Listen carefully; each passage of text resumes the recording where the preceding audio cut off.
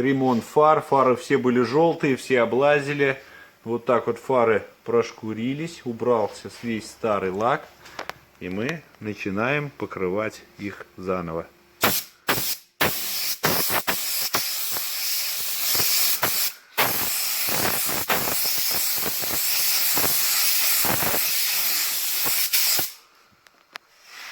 Вот такая бомбическая фара получается.